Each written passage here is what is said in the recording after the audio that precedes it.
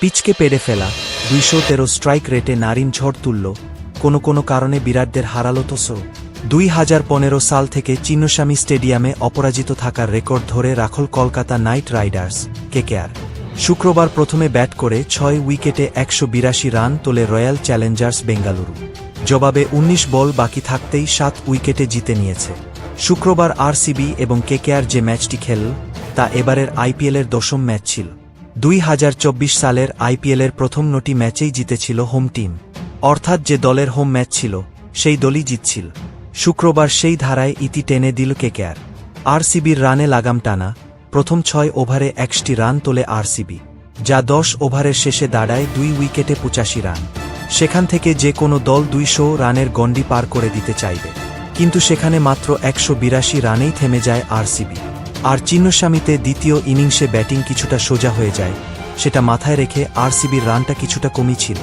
নিখুঁতভাবে পিচের চরিত্র নির্ধারণ, আরসিবির হোম গ্রাউন্ড হতে পারে চিন্নস্বামী, কিন্তু শুক্রবার পিচের চরিত্র একেবারে সঠিক বুঝল কেকেআর।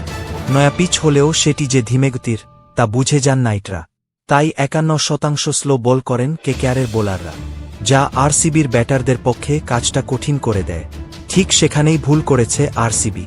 কেকেআর ব্যাটারদের পেস দিয়েছেন।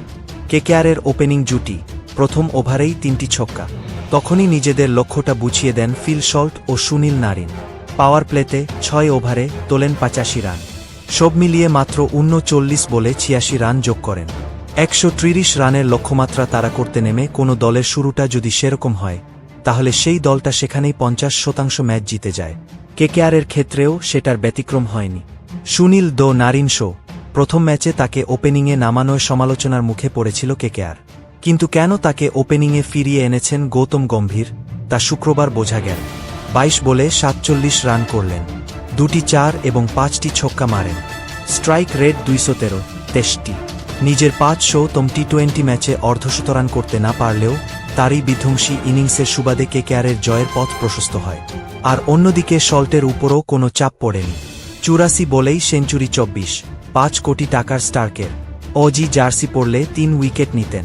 অনেক আশা ছিল, অনেক ভরসা ছিল, প্রচুর টাকাও খরচ করা হয়েছিল, কিন্তু প্রথম দুটি ম্যাচে সেই ভরসার দাম দিতে পারলেন না মিচেল স্টার্ক, বরং প্রথম দুটি ম্যাচে মাত্র ৮ ওভারে ১০০ রান খরচ করলেন, যা দেখে আঁতকে উঠতে পারেন কেকেআর ফ্যানরা। আইপিএলে সেঞ্চুরি করে ফেললেন মিচেল স্টার্ক, আর সেটার জন্য মাত্র ৪৮ বল লাগল। ব্যাট হাতে যদি সেটা করতে পারতেন তাহলে নির্ঘাত গর্ববোধ করতেন অস্ট্রেলিয়ার মহাতারকা, কিন্তু সেটা হয়নি। বল হাতে দুটি ম্যাচে ৮ ওভারে ১০০ রান হজম করেছেন, কোনো উইকেট নিতে পারেননি।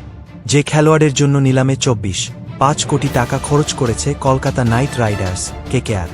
শুক্রবার বেঙ্গালুরুর চিন্নস্বামী স্টেডিয়ামে রয়্যাল চ্যালেঞ্জার্স বেঙ্গালুরুর বিরুদ্ধে ৪ ওভারে ৪৭ রান খরচ করেন স্টার্ক। তার ৪ ওভারে ৪টি ৪ মারেন আরসিবির ব্যাটাররা, আর 3টি ছক্কা হজম করেন। একটি ওয়াইডও করেন কেকেআরের তারকা বোলার, 7টি ডট বল করেন। শুধু তাই নয়, ১.৫টা বিরাট কোহলির ক্ষেত্রে একটি ও ক্যামেরন গ্রিনের ক্ষেত্রে অর্ধেক ছাড়া তেমন কোনো সুযোগও তৈরি করতে পারেননি। আর প্রথম ম্যাচে সানরাইজার্স হায়দ্রাবাদের বিরুদ্ধে ৪ ওভারে ৫৩ রান খরচ করেছিলেন স্টার্ক। সেই ম্যাচে ৩টি ৪ হজম করেছিলেন, আর ৪টি ছক্কা খেয়েছিলেন অস্ট্রেলিয়ার তারকা পেসার, আর ৮টি ডট বল করেছিলেন। বিশেষত তার ১৩তম ওভারের কারণেই হারের দোরগোড়ায় চলে এসেছিল কেকেআর। শেষ পর্যন্ত জিতে গিয়েছিল কেকেআর। তাহলে কি তৃতীয় ম্যাচে স্টার্কও বাদ পড়বেন? সেই সম্ভাবনা অত্যন্ত কম। বিশেষজ্ঞদের মতে দুটি ম্যাচ দেখেই স্টার্ককে বসানোর পথে হাঁটবেন না গৌতম গম্ভীররা, কারণ স্টার্ক সত্যিকারের তুরুপের তাস। যেদিন তিনি ছন্দে থাকবেন সেদিন বিপক্ষ দল ধ্বংস হয়ে যাবে, ফলে তাকে এখনই বসিয়ে দেওয়া হবে না বলে ধারণা সংশ্লিষ্ট মহলের। বিশেষত তিনি যে দুটি ম্যাচে বল করেছেন সেই দুটি ম্যাচে পিচ থেকে একেবারেই সহযোগিতা পাননি। সেইসবের মধ্যে এক নেটিজেন বলেন, উনি আজ যদি অস্ট্রেলিয়ার হয়ে খেলতেন তাহলে ওর বোলিং ফিগার হতো ৮-১-৪৮-৩, অর্থাৎ ৮ ওভারে ৪৮ রান দিয়ে ৩টি উইকেট নিতেন, বিরাট কোহলি এবং রোহিত শর্মাকে আউট করে দিতেন, একটি মেডেন করতেন।